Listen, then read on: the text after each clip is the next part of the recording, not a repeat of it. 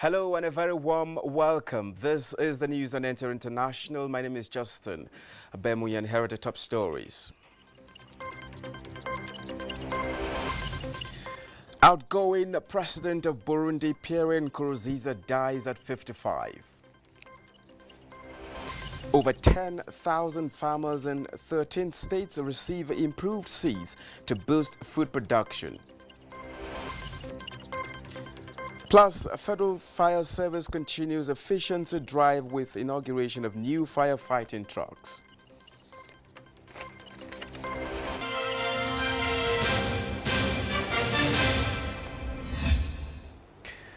Well, thank you very much for joining us. We begin rather on a sad note where Burundi's outgoing President Pierre Nkurunziza has died at 55 at Karusi Hospital after suffering heart attack. In a statement on Tuesday, the government announced with great sorrow to Burundians and the international community the passing of Nkurunziza. Musa Babali reports. When the East African Legislative Assembly Pierre Nkurunziza has been in power in Burundi since 2015. He was the chairman of the National Council for the Defense of Democracy Forces, the ruling party, until he was elected as president of Burundi. 5 years ago, Mr. Nkurunziza's third term began amid political turmoil and had sparked anger and some questioned on its legality. There was failed coup attempt. Hundreds of people died in clashes, and tens of thousands fled the country. After a change in the constitution, he was able to run for a further term in last month's election, but he decided to retire and was to be known as the supreme guide to patriotism. His election in 2015, with nearly 70% of the vote, was described as a joke by opposition leader Agathon Rwasa, who boycotted the poll. He was admitted in hospital on Saturday after feeling unwell.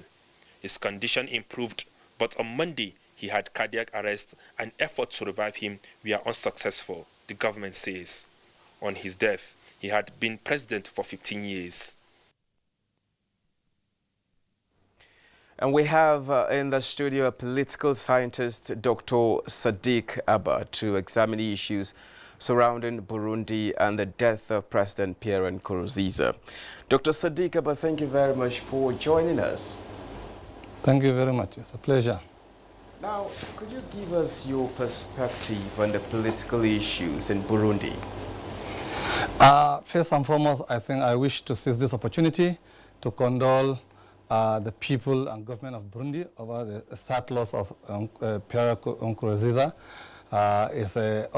Also, I wish to extend this, to the AU leaders. On the face of the political situations in Burundi today, there are 2 to 3 scenarios. Number one, there's going to be a power vacuum with the sudden exit of Nkurunziza. Number two, there's going to be crisis of succession between the various power horses that have been struggling to oust and to take off from Nkurunziza.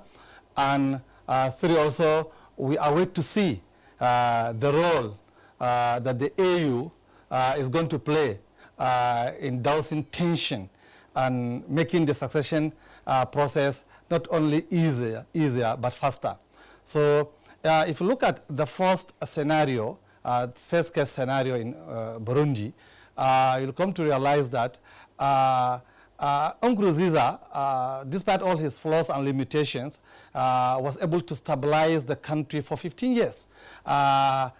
It was like a novelty to an average Burundian, because before he came to power in 2005, Burundi was a theater of war, crisis and conflict. So, but when he came in 2005, at least he was able to stabilize the country. Farmers can go to their farms, miners can go to their mines fields, businesses are opened, some industries are being, small industries are being established. So he laid a very fragile but promising foundations for economic development in Burundi. And despite the fact that he did a lot in stabilizing the country, he did very little or nothing at all in laying a very solid foundation for political processes in Burundi, especially the democratic processes in Burundi. He did a lot, you said. So what legacies do you think late President Nkurunziza would be remembered for? I think I have said it loud and clear. I think the first legacy Burundians will forever be grateful to Nkurunziza is his ability and capacity to maintain peace and stability and to allow economic activities and processes to thrive in Burundi. If you know the history of Burundi before 2005, especially from 1993 to 2005, over almost 12 years, it was hectic, it was bloody, it was inhuman. But at least he came, he saw and he conquered those particular conflict and crises and established a semblance of a country and a semblance of a nation.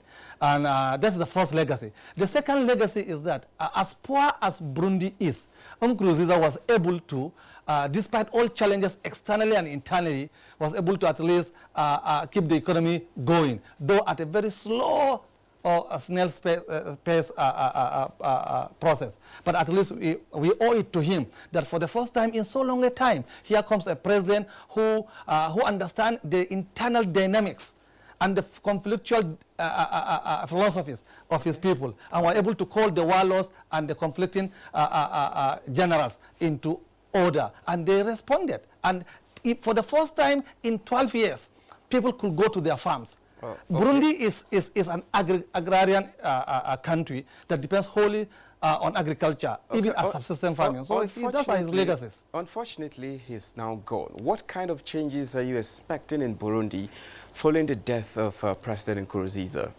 I think this question addresses primarily and fundamentally the political changes. I think there are three opposition leaders that had wanted to oust him at all costs, which he survived and which he promised to abdicate by August this year, even because of these incidental happenstances. I think the first challenge is that the National Assembly president, who has been the key figure in the opposition, I think will play a very central role. He's going to superintend the country for 2 months and allow elections to hold in Burundi. And then the question is this: as an African or as a Burundian, how just, how fair, and how democratic is the National Assembly president going to be in these 2 months? Okay. Is he going to allow his interest to have conflict with the national interest? Is he going to allow free, fair, and credible processes, democratic processes, to unwind in Burundi, so that at least Burundians will go and elect their own leader happily and joyfully? Or is he going to now change the system? Okay, and thank you very much. That? Thank you so much, Dr. Sadiq Aba. Thank you so much for sharing your thoughts with us on NTA International. It's a pleasure. Thank you very much. Well, Dr. Sadiq Aba, they're a political scientist on the death of Nkurunziza, Burundi's president. Now, moving on, a human rights group in Nigeria has urged the United States to practice what it preaches in respect to equality by all, despite race or religion.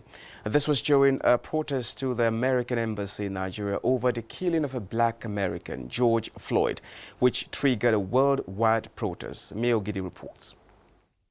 Pinned down on the neck for about 9 minutes, and he later died. That is the sad story of a black American, George Floyd. Sadly, that action of just 9 minutes has sparked of international protest. For instance, here in Nigeria, some groups have come to the United States of America embassy to register their grievance. No songs, rallies, or demonstrations.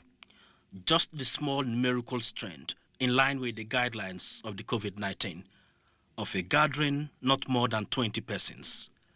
But there was a strength in the message with the hashtag Black Lives Matter.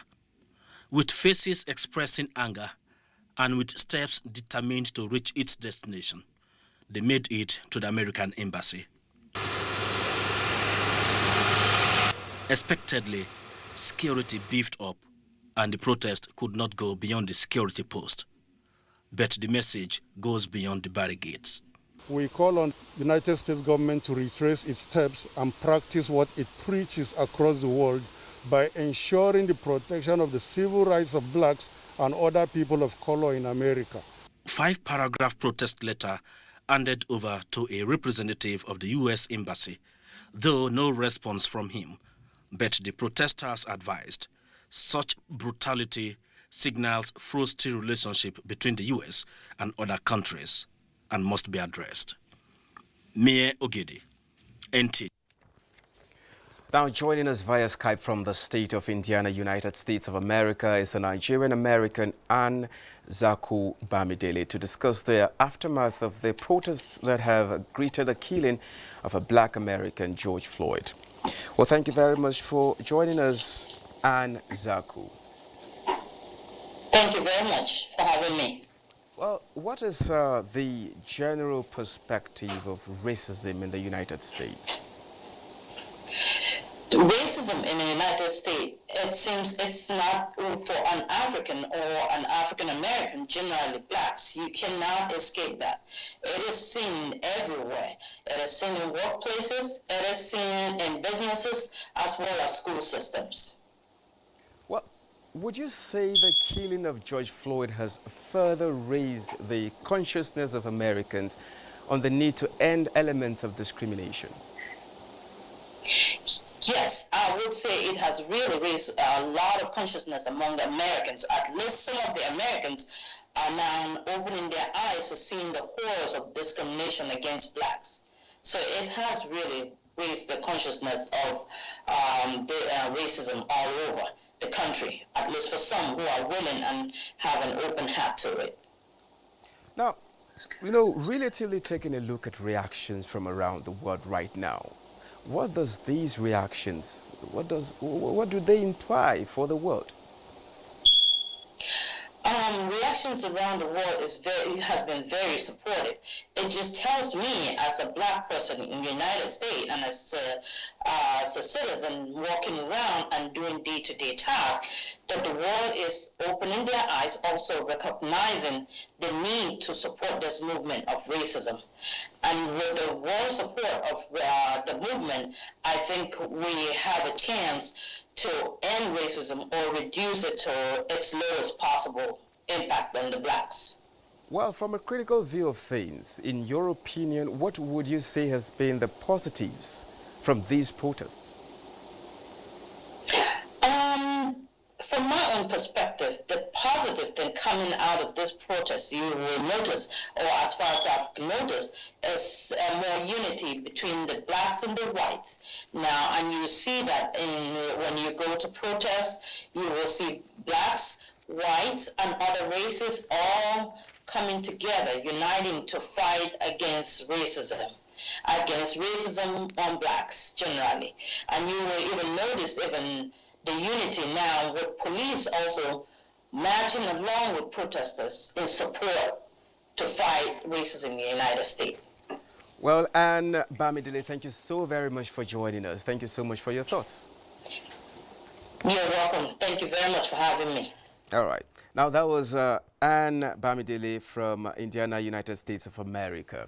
Now, moving on, the Senate has considered the bill that seeks to further provide the Nigerian local content development regulation and strict enforcement in all sectors of the Nigerian economy, especially in ministries, departments and agencies of government. The bill, which has passed second reading, also seeks to establish a committee that will be headed by the Vice President and to also establish local content departments in ministries, departments and agencies of government. The bill that seeks to establish Erosion Control Prevention Commission also passed second reading. 6 bills passed first reading. These include the Infrastructure Development Bill, National Oil and Gas Museum and Research Center, Oloibiri, and the Emergency Economic Stimulus Bill 2020. The Senate has confirmed the nomination of Diana Okonta and Yana Talib Yaro as non-executive directors of the Nigerian Deposit Insurance Corporation and that of Professor Jome Audi as Chairman Basi Basi Dan Abia and Mohammed Ibrahim as members of the Nigerian Law Reform Commission, while Ebele Chima did not appear for the screening and therefore was not confirmed. The legislators received President Muhammadu Buhari's request for the confirmation of Justice Monica Dogman Menson as President Court of Appeal. Now, you're watching the news on Enter International. We'll take a short break now. The news continues shortly. The number of the COVID-19 cases in Nigeria is increasing daily, with many more tests ongoing. The battle of testing, isolating, treating, and attending to the affected persons rests heavily on the shoulders of our health workers, constantly putting their lives on the line and at risk to contain this virus, save and protect the lives of millions of Nigerians. To these health workers, we at the Nigerian Television Authority, NTA, on behalf of millions of Nigerians, say a big thank you for all that you have done and are doing. To the security agencies enforcing the lockdown and every other frontliner, we say thank you for putting your lives on the line to save ours. There is no amount of words that can quantify our gratitude. Thank you. This message is brought to you by the Nigerian Television Authority, NTA, Africa's largest television network. Welcome back. And still coming from the National Assembly, it was a day of all black at plenary Tuesday as House members wore black attires to register solidarity and show sadness over incidences of rape and violence against women. House Speaker Femi Gbajabiamila says the House will also send out sensitization video messages of members to their constituents as part of advocacy towards achieving zero tolerance of such deviant behavior. Among matters tabled and adopted at plenary is the need to stop illegal movement of herdsmen from other African countries into Nigeria, considering the escalation of conflict between herders and local farmers in parts of the country. Meanwhile, following a motion from Representative Ahmed Jaha Babao, the House has commended DCP Abakari for outstanding performance in fighting organized crime and invited him for a special recognition at plenary. The number of positive cases of COVID-19 in Nigeria jumped past 12,000 as global cases surpass 7 million. Adebola Brooksland Sunday has these and more on Global Update.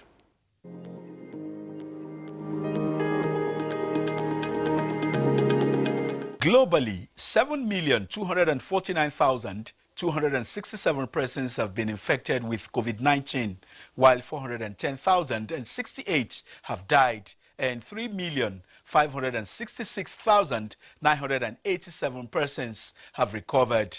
This is from the COVID-19 dashboard of Worldometer at about 7 p.m. local time. The World Health Organization says the spread of coronavirus by asymptomatic patients appears to be rare. If we actually followed all of the symptomatic cases, isolated those cases, followed the contacts and quarantined those contacts, we would drastically reduce. I would love to be able to give a proportion of how much transmission we would actually stop.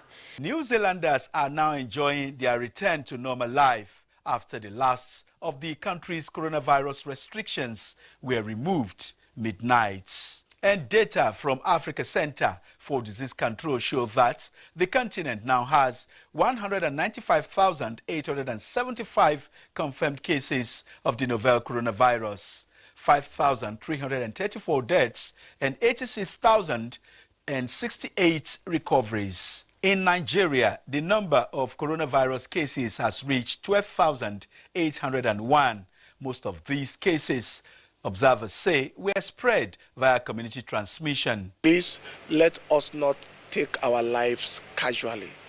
I heard that those who live casually may end as casualties. Let us do what is physically, medically necessary to ensure that God does his part.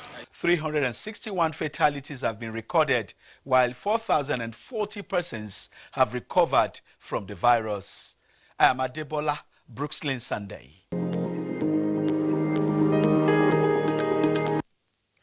Now, the Federal Fire Service is improving on strategic areas of its operations and meeting increasing demand of its services across formations of critical needs in the country.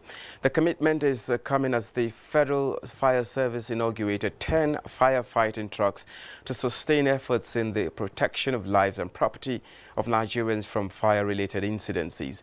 Abubakar Usman Akwanga reports.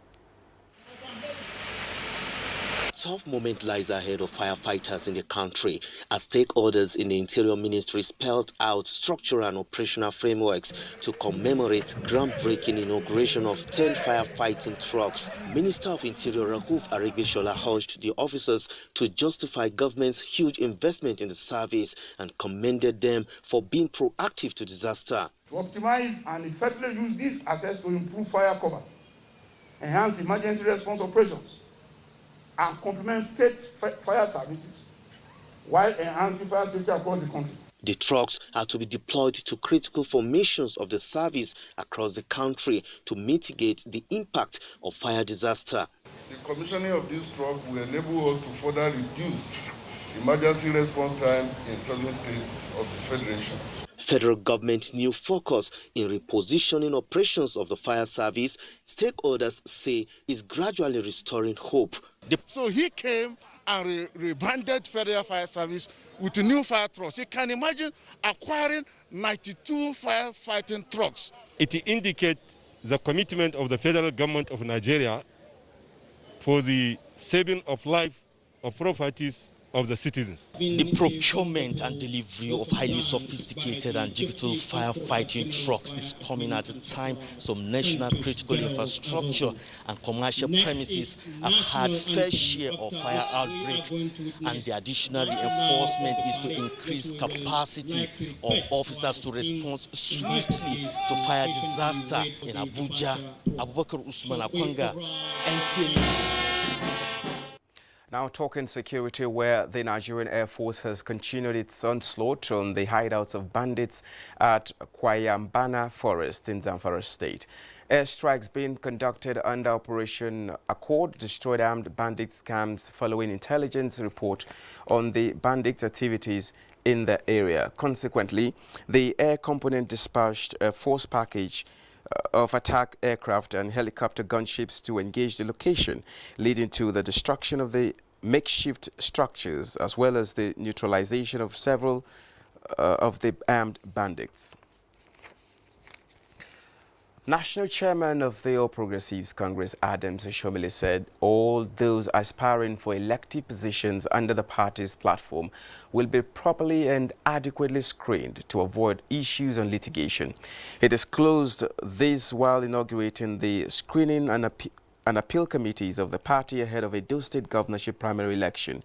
The chairman said APC has learned lessons from the last election held in Bayelsa State and will work to avoid past mistakes, hence the composition of credible politicians and members of the academia for the critical re-election duty. And that is why, as I said earlier, we have tried to learn something positive from that and take maximum precaution to ensure that when we do feed a candidate, if we are going to have issues, those issues should have nothing to do with eligibility or non-eligibility, or with certificate or age or whatever. But the challenge has been, how does a screening committee, as in your own case now, or appeal committee, you may only see what the applicant has provided, and on the basis of what is before you, reach a conclusion one way or the other. But there could be information that an applicant or an aspirant may not have provided, and therefore does not come before you. So to cure this gap, we decided to introduce what we call claims and objection and display it in our party office so that members of our party can have access to whatever the aspirants have provided. Professor Jonathan Ayuba is the chairman of the 7-man member committee, and Professor Abubakar Fari is the chairman of the 5-man member committee. The screening exercise is scheduled to commence on Wednesday, 10th June 2020. Now talking sports, Nasarawa State moves to boost sports sector, and Tamara Ibiwe tells us more on